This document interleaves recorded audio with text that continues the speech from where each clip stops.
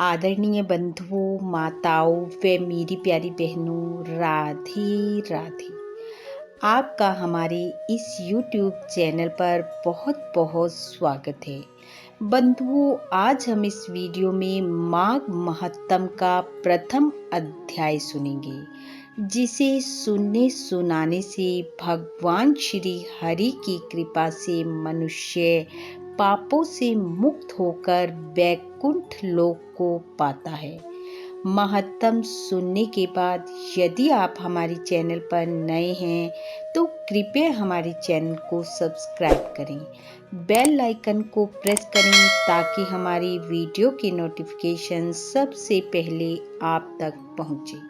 Video को share व like भी जरूर करें। बंधुओं, माघ माह भगवान श्री हरि का प्रिय माह है। इस माह में किया गया स्नान, दान, जप, तप व व्रत मनुष्य को विशेष फलों को देने वाला होता है। प्रत्येक मनुष्य को इस माह में स्नान, दान व श्री हरि की कथाओं के साथ साथ ब्रह्म वैवर्त पुराण का पठन व श्रवण या फिर माघ महात्म का पठन या श्रवण अवश्य करना चाहिए। हमारे धर्म शास्त्रों के अनुसार जो मनुष्य माघ माह में माघ महात्म को पढ़ता अथवा सुनता है, वे दूसरों को सुनाता है। इससे उसके कुल से 7 जन्मों के किए गए संपूर्ण पाप नष्ट हो जाते हैं। उस मनुष्य को सुख, संतति एवं सौभाग्य की प्राप्ति होती है और उसके सकल मनोरथ सिद्ध हो जाते हैं। तो बंधुओं, हम सब आज से पूरा महानियम पूर्वक श्रद्धा व भक्ति के साथ भगवान श्री हरि को याद करते हुए माघ महात्म को सुनेंगे, पढ़ेंगे अथवा दूसरों को सुनाएंगे। तो आइए सुनते हैं माघ महात्म का प्रथम अध्याय। एक समय श्री सूत जी ने अपने गुरु श्री व्यास जी से कहा कि गुरुदेव, कृपा करके आप मुझसे माघ माह का महात्म कहिए।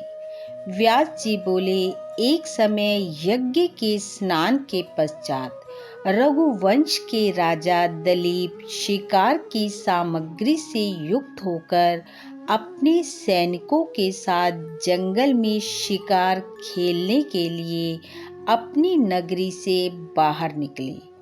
उनके सैनिक जंगल में शिकार के लिए मृग, व्याघ्र, सिंह आदि जंतुओं की तलाश में इधर उधर घूमने लगे। उस वन की शोभा देखते ही बनती थी।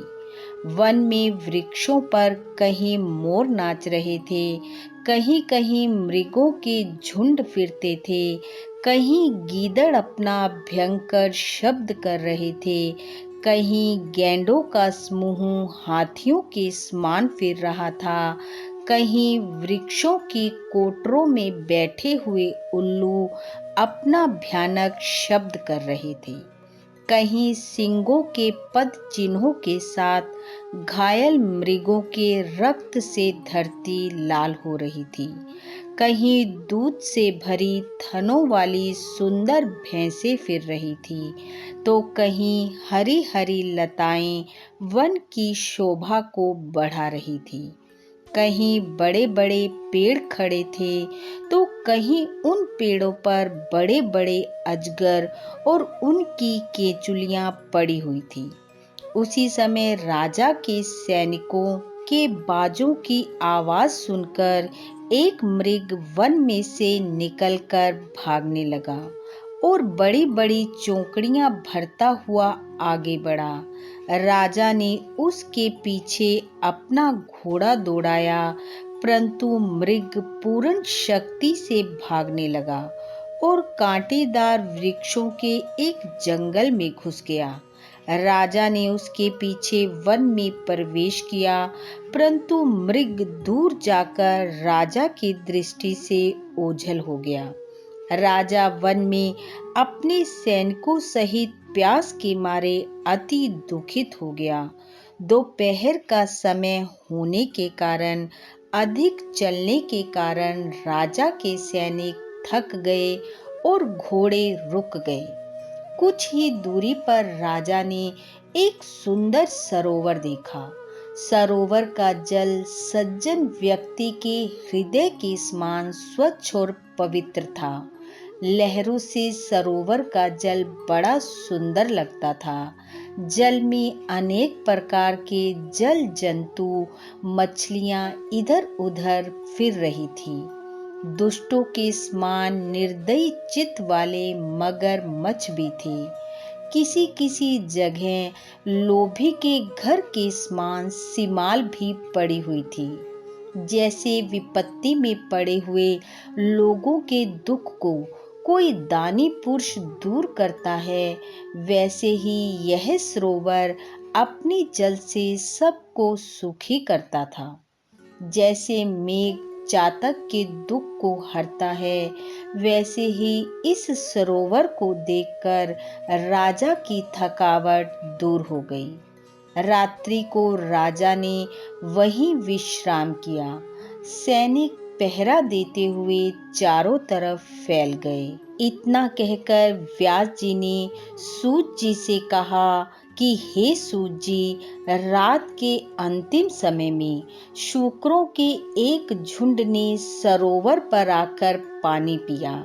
तब राजा के सैनिकों ने सावधान होकर शूकरों पर आक्रमण किया और उनको मारकर पृथ्वी पर गिरा दिया।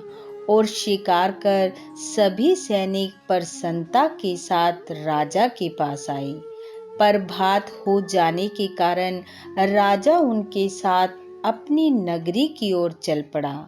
रास्ते में उन्होंने एक तपस्वी को देखा, जिसका शरीर तपस्या और नियमों के कारण बिल्कुल सूख गया था, जो मृगछाला और वल्कल पहने हुए थे और नख, रोम तथा केश धारण किए हुए थे। राजा ने ऐसे घोर तपस्वी को देखकर बड़े आश्चर्य से उनको प्रणाम किया और हाथ जोड़कर खड़ा हो गया। तब तपस्वी ने राजा से कहा, हे राजन, इस पुण्य शुभ माघ माह में इस सरोवर को छोड़कर तुम यहाँ से क्यों जा रहे हो? तब राजा बोला, हे महात्मन, मैं तो माघ माह में स्नान के फल को कुछ भी नहीं जानता। कृपा करके आप विस्तार पूर्वक मुझे इसके बारे में बतलाइए। इति माघ महत्तम प्रथम अध्याय समाप्त। बोलो विष्णु भगवान की जय। बंधुओं, भगवान श्री हरि की कृपा आप व आपके परिवार पर सदैव बनी रहे। आपका घर आंगन खुशियों से महकता रहे। इन्हीं शुभकामनाओं के साथ आप सबका बहुत बहुत धन्यवाद। राधे राधे।